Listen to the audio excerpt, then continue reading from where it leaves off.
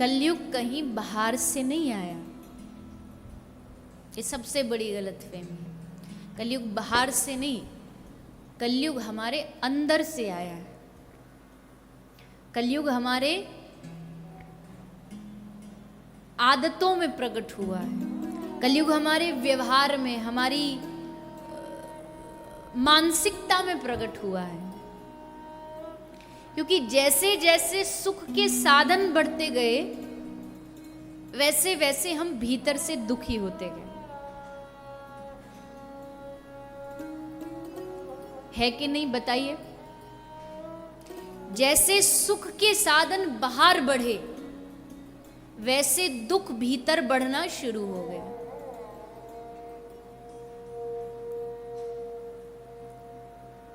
पहले छोटे छोटे बच्चे होते थे, घर से बाहर खेलने निकल जाते थे, गिल्ली डंडा खेला, ये खेला, वो, उनको पता ही नहीं होता था दुख क्या होता है।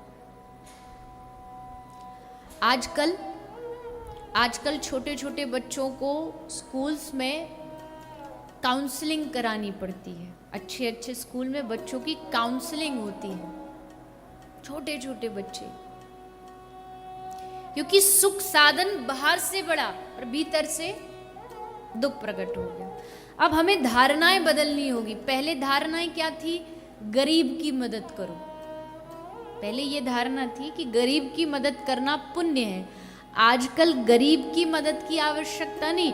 आजकल जो ज्यादा धन वाले हैं, तथाकथित धन वाले हैं, उनकी मदद की ज्यादा आवश्यकता है, क्योंकि वो धन में इतने मतिमंद हो गए हैं कि उनको पता ही नहीं है जीवन का उद्देश्य क्या है। आज सबसे बड़ा चैलेंज यही है कि सुखी परिवारों के दुखी लोगों को सुखी कैसे किया जाए। सबसे बड़ा चैलेंज, सबसे बड़ी चैरिटी, सबसे बड़ा दान।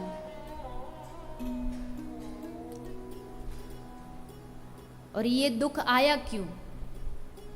ये दुख इसलिए आया क्योंकि भगवान ने ये, जैसे कोई बालक ज्यादा हल्ला मचा रहा हो, बहुत जिद कर रहा हो किसी चीज को लेकर के, तो उसकी जिद वहां से हटाने के लिए माँ उसको एक खिलौना दे देती है। जैसे अगर भोजन की जिद कर रहा हो तो माँ एक खिलौना ला के उसे दे देती है कि इससे तो खेल ले, ताकि मन वहां से हट जाए। लेकिन वहां से तो हट गया, लेकिन अब उस खिलौने में इतना ज्यादा मस्त हो गया कि आसपास के अपने सारे व्यवहार को भूल गया। खाना पीना सोना, अब उसी में लगा पड़ा, उसी में खेलने लगा पड़ा। तो भगवान ने हमें संसार दिया, संसार के रिश्ते दिए, इसलिए दिए कि थोड़ा बहुत हमारा मन जो इधर उधर भटक रहा, थोड़ा बहुत उसमें लग जाए। लेकिन हम उसमें इतने ज़्यादा मस्त हो गए कि उसमें मस्त होते होते जिस तरफ हमारी दृष्टि, यानी भगवान की ओर जो हमारी दृष्टि होनी चाहिए थी, वो वहाँ से हट गई और बस संसार में ही उलझ के रह गई, रिश्तों में उलझ के रह गई। तो उस दृष्टि को संसार से हटा करके पुनः भगवत चरणों में लगाने का जो काम करता है, वो है भगवान का सत्संग। जैसे कथा क्या है? कथा एक प्रकार का टॉर्च का काम करती है। टॉर्च होती है ना, आप जिस पर डालोगे वो प्रकाशित हो जाएगा, वहां प्रकाश झलक जाएगा।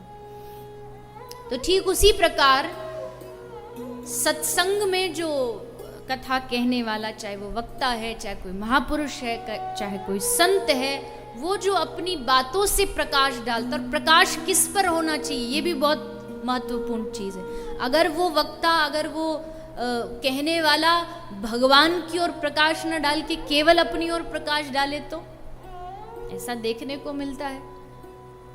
कुछ लोग भगवत कथा कम कहते, अपनी अपनी कथा ज्यादा कहते, अपनी प्रकाश, तो भी गड़बड़ हो जाएगा। प्रकाश डाले पर अपने ऊपर नहीं। टॉर्च की जो रोशनी है वो भगवान के ऊपर होनी चाहिए, उनके चरणार विंदों पर होनी चाहिए, ताकि श्रवण करने वाले का चित्त, उसका मन भी थोड़ा सा उस अंधकार से हट करके उस प्रकाश पर, यानी भगवान के चरणों की ओर लग जाए। इसलिए सत्संग है। एक कथा मैंने अभी अभी सुनी, कोई शास्त्र की नहीं है और बहुत ज़्यादा कोई गंभीर विषय को लेके भी नहीं है, पर थोड़ी सी अच्छी लगी कि कथा से क्या होता है। एक गांव में कई कथा चल रही थी, तो जो पंडित जी थे वो कथा कहने के बाद 7वें दिन बोले कि देखो भैया आज है 7वां दिन, तो आज तो तुम सबको हमको दक्षिणा देनी पड़ेगी। तो गांव वाले बोले जी महात्मा जी कहिए दक्षिणा में आपको क्या चाहिए? बोले 2 चीज़ है। पहली दक्षिणा ये हो सकती है कि तुम कोई बुराई त्याग दो, कोई भी तुम्हारी बुराई हो, आहार की या कोई आदत बुरी हो वो त्याग दो। और अगर कोई कहे जी नहीं हमें तो कोई बुराई नहीं, तो एक कोई अच्छा संकल्प ले लो, एक कोई नियम ले लो, जो नियम तुम लेना चाहो कि आज से हम 16 माला करेंगे, आज से हम सुबह ब्रह्म मुहूर्त में ये करेंगे, कोई भी नियम जो तुम्हें अच्छा लगे। तो पूरा गांव कथा सुनने आया था, किसी ने बुराई छोड़ी, किसी ने नियम लिया। पर एक सेठ जी थे गांव में, वो कथा में नहीं आते थे, अकेले बस नहीं आते थे, बाकी पूरा गांव कथा सुनने आता। तो लोगों ने कहा जी देखो सबने तो ले लिया पर एक सेठ जी बच गए हैं, उनको बुला के लाया जाए। तो गांव की पंचायत सेठ जी को बुला के लाई। सेठ जी आ गए तो महात्मा जी ने कहा कि भैया कुछ त्यागो, कोई बुराई। तो सेठ जी बोले हम में है ही नहीं तो त्यागें कैसे? कुछ लोग होते हैं ना, उनको पता ही नहीं होता कि हमारे अंदर बुराई है, वो अपने मन में ही महात्मा बने होते हैं कि हम में है ही नहीं तो त्यागे क्या।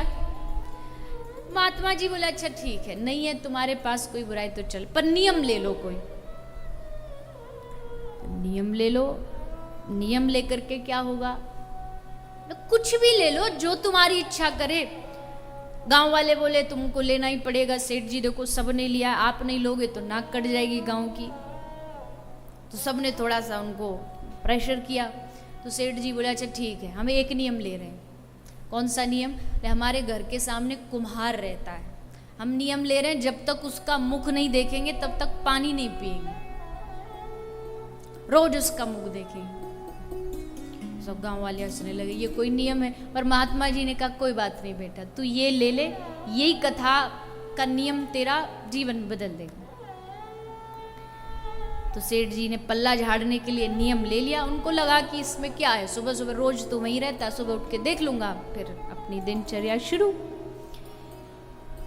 लेकिन नियम लिया तो उसका निर्वाह भी किया, सिर्फ लिया नहीं, रोज सुबह सेठ जी उठते, उसका मुंह देखते और फिर ही अपना पानी पीते, भोजन करते, जो दिन का काम है वो करते। 12 साल बीत गए यही नियम चलते चलते। 12 वर्ष। एक दिन सेठ जी कहीं बाहर चले गए। दूसरे दिन जब आए तो सुबह के 11-12 बज गए और सेठ जी का नियम था कि जब तक कुम्हार का मुख नहीं देखेंगे तो पानी नहीं पिएंगे।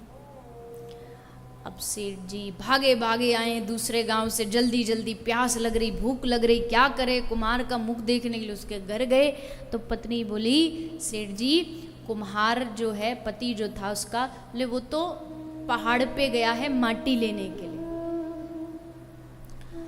अब सेठ जी भागे भागे, बोले कम से कम मुंह ही तो देखना है, वहीं ऊपर से उसको देख के हाय हेलो कर देंगे, नियम तो नहीं टूटेगा कम से कम। अब सेठ जी आ गए। अब कुम्हार जब ऊपर माटी ले रहा था तो माटी लेते समय उसको एक घड़े में एक घड़ा मिला और घड़े को जब कुम्हार ने खोला तो देखा घड़ा पूरा सोने चांदी से भरा हुआ था, हीरे मोती सोना चांदी। कुम्हार एकदम प्रसन्न हो गया, क्या बात है, आनंद आ गया, आज तो जीवन ही बदल गया। पर फिर सोच रहा इधर उधर देखूं, कोई देख तो नहीं रहा। तो उसने इधर देखा उधर देखा, कोई नहीं। इतने में नीचे से आवाज आई, सेठ जी ने आवाज लगाई और कुम्हार ने जैसे झांक के देखा तो क्या चिल्लाए सेठ जी, देख लिया देख लिया देख लिया। अब सेठ जी तो ये देख के चिल्लाए कि कुम्हार का मुख देख लिया। कुम्हार ने सोचा इसने घड़ा देख लिया। अब कुम्हार घबराया, भागा भागा आया, बोले क्या देख लिया? बोले जो देखना था देख लिया, अब हम जा रहे हैं। बोले देख लिया भैया, सेठ जी एक ने भी, जो देख लिया उसको किसी से कहना मत। सेठ जी बोले मतलब? बोले मतलब 50-50, आधा आधा कर लेते, पर आप किसी को कहना नहीं। पर भैया क्या? बोले ये स्वर्ण का, सोने का जो भरा हुआ घड़ा है, आधा आधा 50-50, आधा तुम्हारा आधा मेरा। अब जैसे सेठ को ये दिया और उसने बताया, तो सेठ की आंखों में आंसू आ गए। तो कुम्हार ने पूछा कि काय को रो रहे हो सेठ जी, क्या बात हुई? तब सेठ ने बताया कि मैंने एक कथा से नियम लिया कि जब तक तेरा मुख नहीं देखूंगा तब तक पानी नहीं पीऊंगा। तो फिर इसमें रोने वाली क्या बात है, रो क्यों रहे हो? सेठ जी ने बोला रो इसलिए रहा हूं, 12 वर्ष तेरा मुख देख करके पानी पिया तो इतना सोना मिल गया। सोच अगर 12 वर्ष भगवान का मुख देख करके पानी पीता तो मेरा पूरा जीवन बदल जाता, मेरा उद्धार हो जाता। तुरंत सेठ दौड़ा दौड़ा वो महात्मा जी को खोजा कि कहाँ हो बाबा, आप जो नियम दिला के गए थे। पकड़ लिए उनके चरणों। आपकी एक बात ने, एक नियम ने मेरा जीवन बदल दिया। इसलिए नियम में बड़ी ताकत होती है, नियम में बहुत शक्ति होती है। अगर कोई, मैं ऐसा नहीं कह रही कि आप भी ऐसा ही कोई भी जो मनाए वो नियम, लेकिन इतना तो सिद्ध हो गया ना कि एक ही नियम आप लगातार कुछ वर्षों तक करते रहते हो तो वो आपका जीवन बन जाता है।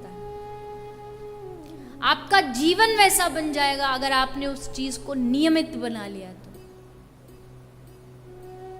नियम में बहुत शक्ति है। इसलिए कथा से हर व्यक्ति को हर कथा के बाद कुछ अच्छा नियम ले लेना चाहिए।